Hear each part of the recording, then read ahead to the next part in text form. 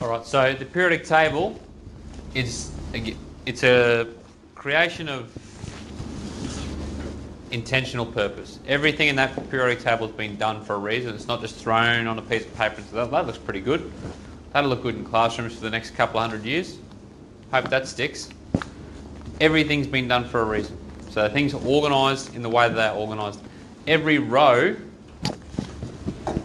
helps us find a new electron shell.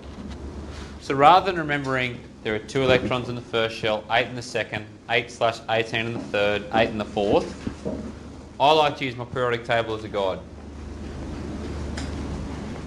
Because is it a lot to remember that the rows of the periodic table tells us electron shells? Is that a lot to remember? Or not? Is it a lot to remember that how many electrons are in each shell? Is that a lot to remember or not? Feels like a lot to remember. If I was doing an exam, I wouldn't want to remember exactly how many are in each shell. I'd rather figure out a process. So I like to say each row represents a new shell. So for example, calcium.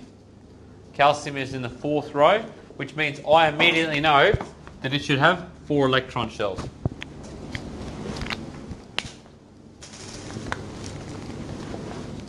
Let's pick another element. Let's go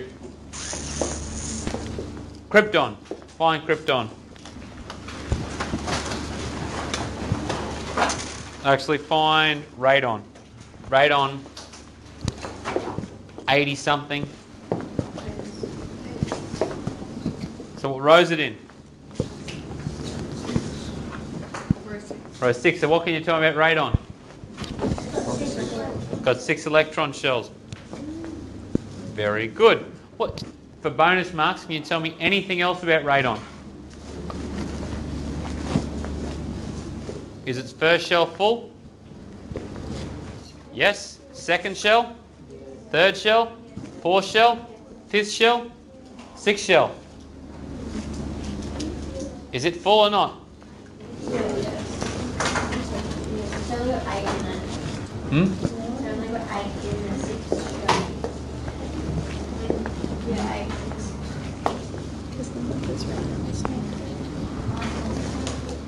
Radon does have a full 6 shell. And we'll come back to the noble gases because it's a great joke. It's a noble gas. It's got a full outer shell. It's a great joke in noble gases, but we'll get to it later. So can someone please tell me, Will, how many electrons to fill my first shell? 3. How many to fill my second shell, Kyle? 8. How many to fill my third shell, Kiona?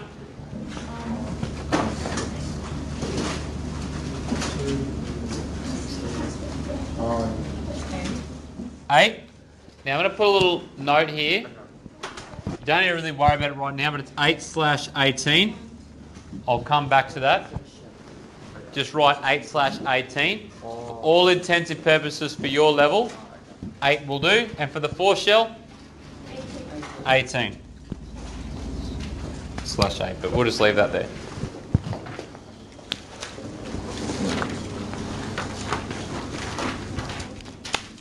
So we're about to look at, so we just looked at the rows, and we're about to look at the columns. But before we address the columns of the periodic table, I thought it's important to understand what atoms want. Okay, now, atoms are happiest when they have full outer shells. So when the outer shells are full of electrons. So which atoms are the happiest atoms? Is helium a happy atom? How many electrons are in helium's outer shell? How many does it want? 2. So is helium a happy atom?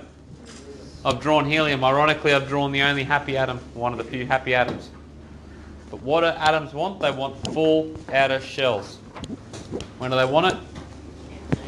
But how do they get that? How do they get full outer shells? Sorry, you got an idea? Very good. So they can share or give off their electrons to try and fill their outer shell. And that's what we are going to look at.